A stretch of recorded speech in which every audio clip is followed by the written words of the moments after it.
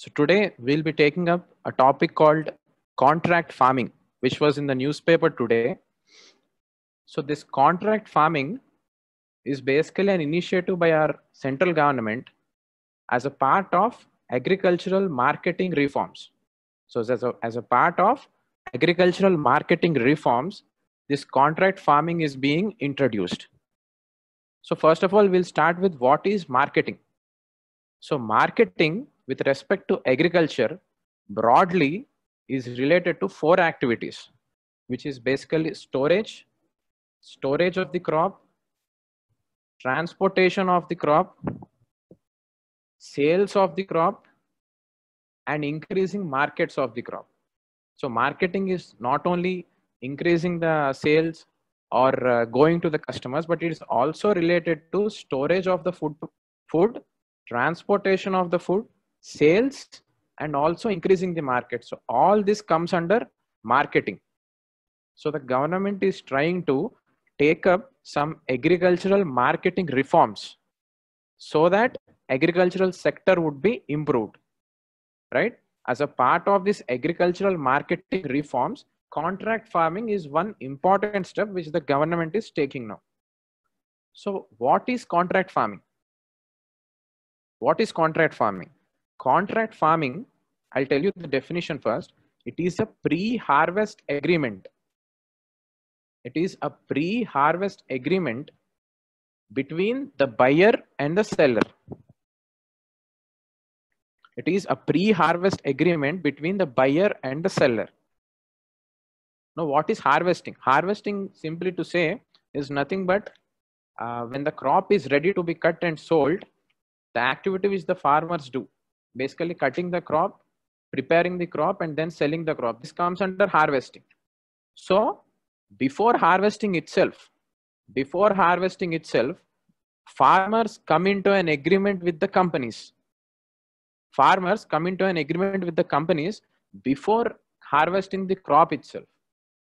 So basically the companies will assure the farmers that even before harvesting the crop, they will procure a fixed quantity of crop from them for a fixed price, right?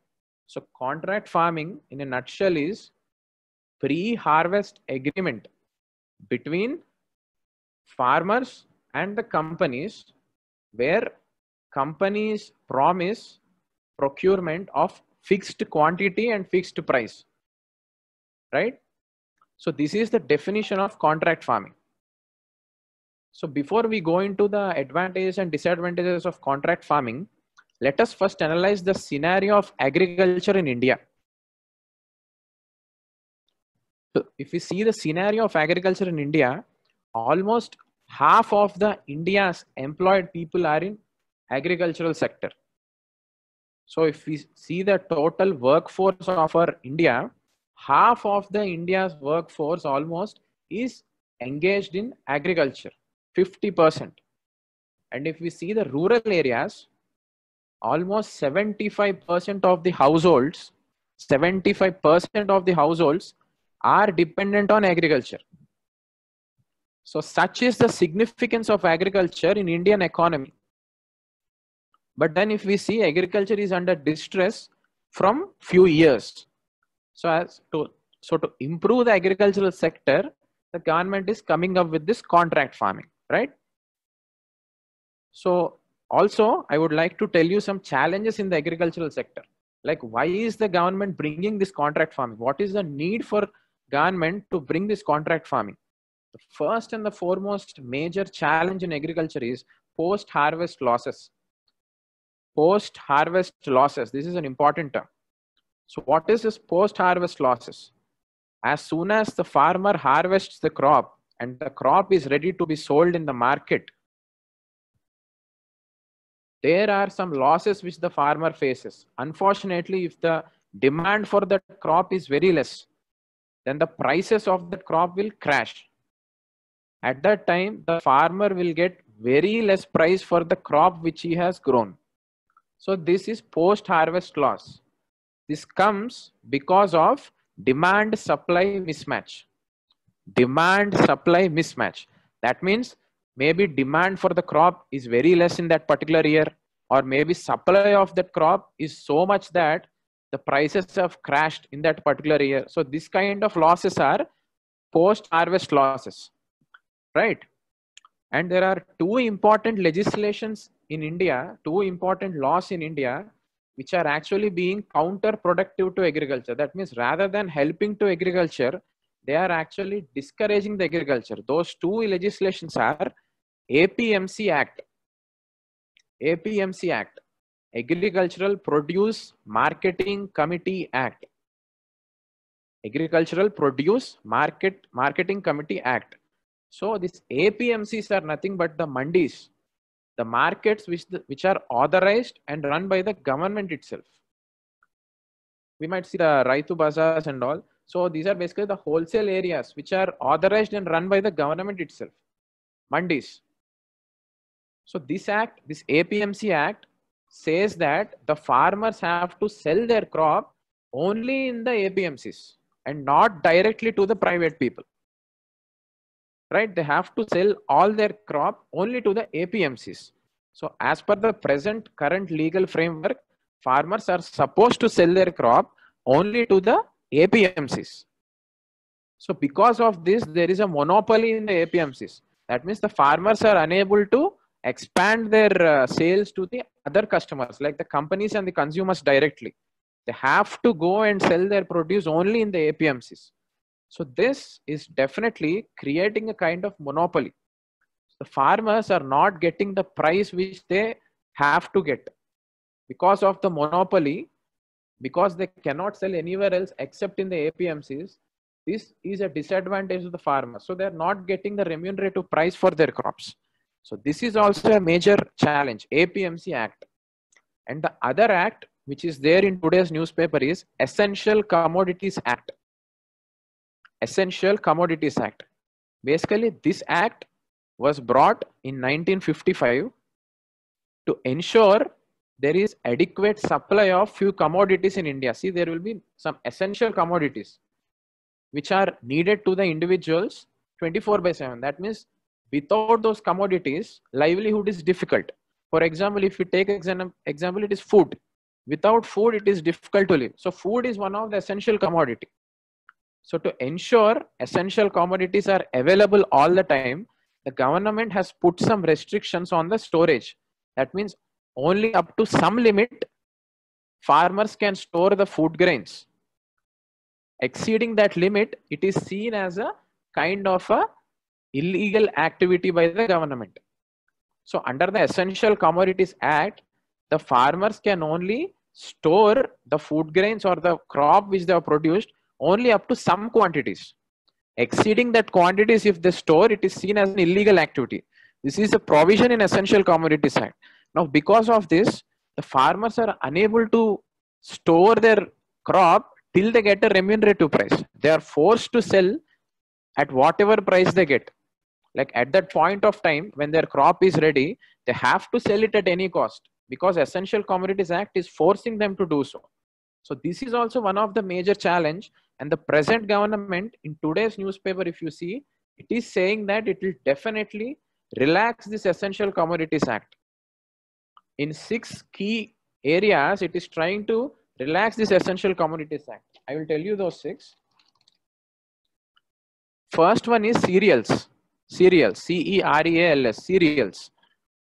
Second one is edible oils. Third one is oil seeds. Fourth is pulses. Fifth is onion, and sixth is potato. So in these 6 areas, the government is trying to relax the regulations so that the farmers can store more amounts of these products. When they store more amount, obviously they can sell their products whenever the price is remunerative. So this Essential Commodities Act is also there in today's newspaper as a part of current affairs. And the other important problem is middlemen. Middlemen. So the farmers, they can't go and directly sell in the APMCs because the farmers basically, the process in today's agricultural scenario in India is farmers sell to a person one. A person one procures these food products from a number of farmers and sells it to person two.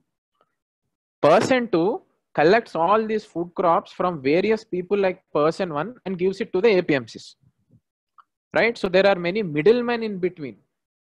So there is a huge difference between the price which the farmers get and the price which we consumers pay in the supermarkets for the vegetables. There is a huge difference. So the price which the farmers get is very less compared to the price which we pay in the supermarkets for those same vegetables. This is primarily because of many middlemen in between. This is also a major challenge to agriculture. So to solve all these issues, contract farming is an important legislation. So as we have discussed already, contract farming is nothing but a pre-harvest agreement. Right before the crop is ready, even before the crop is ready, company assures the farmer that I am going to procure so and so quantity of crop from you for so and so price, right? And also, constitutionally speaking, agriculture is a state subject. Agriculture is a state subject. So to bring any important changes in agriculture, it is the state governments which have to take the initiative, because it is a state subject. That means it is under the control of the state. However, contract farming is a concurrent list subject. This is important. Contract farming is a concurrent list subject. This gives powers to both center and the state governments to pass laws on this. So as a part of this, yesterday, the central government has told that it is going to enact a central law. It is going to pass a central law on contract farming. So this comes from the constitution, because contract farming is a concurrent list subject, but agriculture is a state subject. This we have to remember, because this might be ending up as a prelims bit. And also one important point to note here is, with respect to prelims, Tamil Nadu is one such state and the first state to enact contract farming legislation. Even last year itself, last year November itself, Tamil Nadu was the first state to enact contract farming legislation. So now we'll see the benefits and the challenges of contract farming. So as we have discussed the challenges, so some of the benefits are, first is assured market for the farmers, because the farmers now need not be more insecure about the prices. The price is already fixed before itself by the companies. So assured markets, right?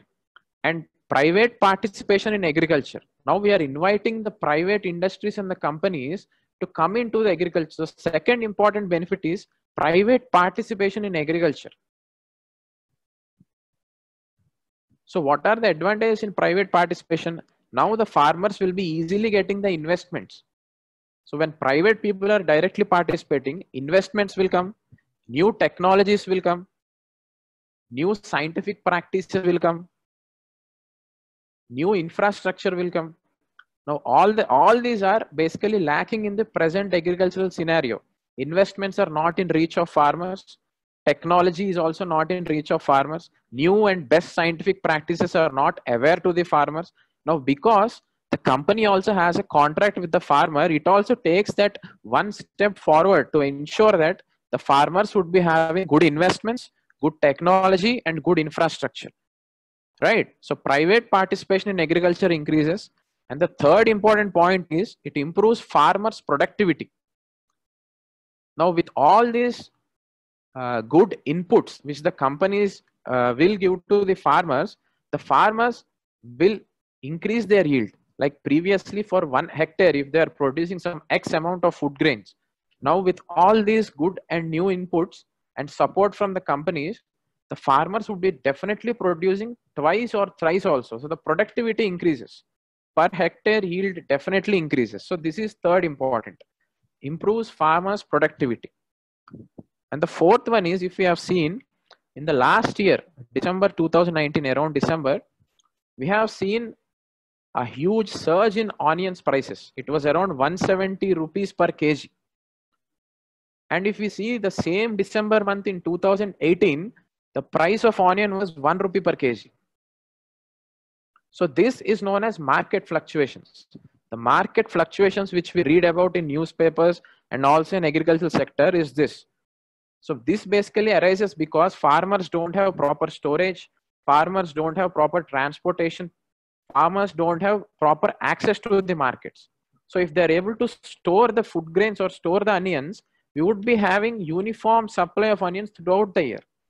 Now we are facing this high demand and low supply of onions scenario in the last year just because we don't have proper storage infrastructure. So all these issues can definitely be solved because of contract farming. And this is not only benefit to the farmers, but as we have discussed, the prices also will be moderate. There won't be more increase and or sudden fall in the prices. So in consumers perspective, definitely this is benefit to the consumers also. Like we all consumers also would not be facing that heat. When there is less demand of crops, the price increases. So such scenarios can be avoided. So this is benefit to the farmers and also to the consumers and also to the companies also, because now the middlemen can be removed. Directly the companies have access to the farmers. So when there are no middlemen, obviously the price for the companies also comes down, right?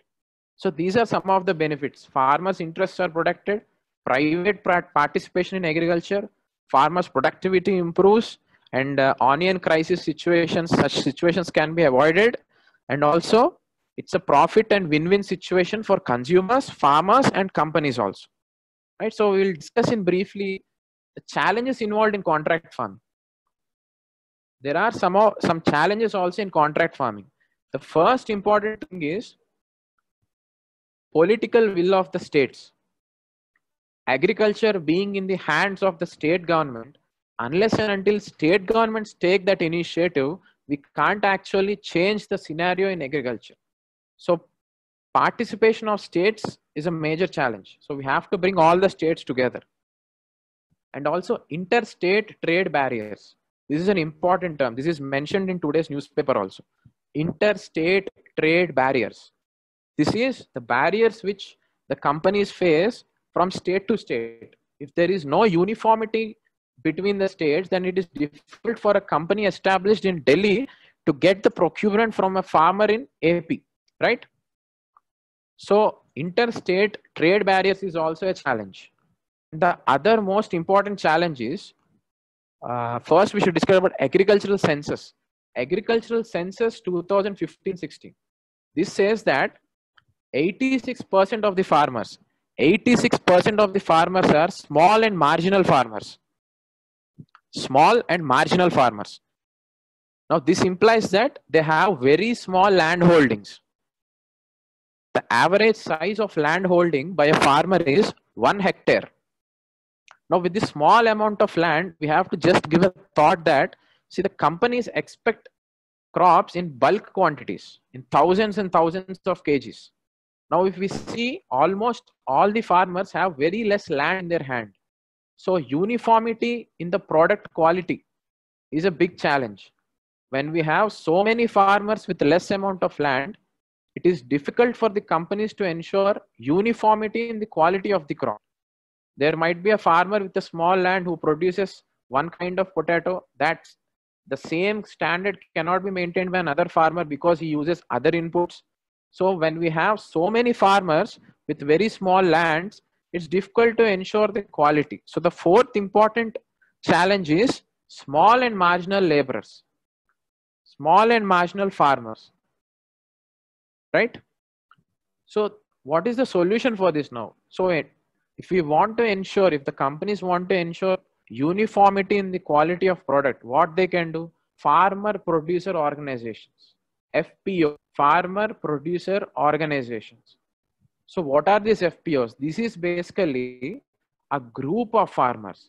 See, if we are able to group up some 50 to 60 farmers together, then we can make those 50 to 60 farmers use the same inputs, use the same fertilizers, right? So then the output also will be uniform. And uniformity in output is very important to the company. So this is one solution. Farmer producer organizations. This is a possible solution to the challenge of small and marginal landowners, right? And the biggest challenge in such step is sustainability. We can't deny the fact that profit is the ultimate motive of the companies. So to increase the profits to as much extent as possible, companies would definitely force the farmers to go for more and more fertilizers, more and more irrigation, more and more unsustainable activities, like going for more and more biologically modified crops and all those things, which actually might have an impact on the soil fertility. The soil fertility is very much important in the long term. So sustainable farming may not be possible if we directly link farmers to the corporates, companies. So unsustainable farming practices is also a challenge. So these are some of the challenges: political states, interstate trade barriers, and small and landowners, uniformity in the quality of and sustainable farming. It may not be possible. But yes, if we want to conclude this contract farming, we have to say that this is one much needed step. This is an important step. Actually directly connects farmers to the companies. This solves the major problem of low prices for the farmers. So they would definitely get remunerative prices if we directly connect them to the companies. And as a part of, and this contract farming is brought as a part of Atmanirbhar Bharat Abhiyan. Atmanirbhar Bharat Abhiyan. This is in the news from 3 to 4 days. So this, what is this Atmanirbhar Bharat Abhiyan? This is basically making India self-reliant. So as a part of that, they are trying to make agriculture as a complete supply chain. This term is important. Supply chain development of agriculture. So this contract farming is a step towards supply chain development of agriculture. Now, what is this supply chain? Supply chain is nothing but having a well-structured organization. If we could imagine a steel plant or an oil sector, they have inputs, they get inputs, raw materials, they process it, they make the output, they convert it into product, they take those products and store in the godowns, and from the godowns, they take it to the wholesale shops, and from there, the consumers buy it. There is no disturbance in this process, and that is called a supply chain. So supply chain is a continuous activity. All these activities take place in a continuous manner. This is something which is lacking in agriculture. This is something which is lacking in agriculture from decades. So to make agriculture also a complete, this contract farming step is being taken by the government, right? So this is the overall perspective of today's contract farming.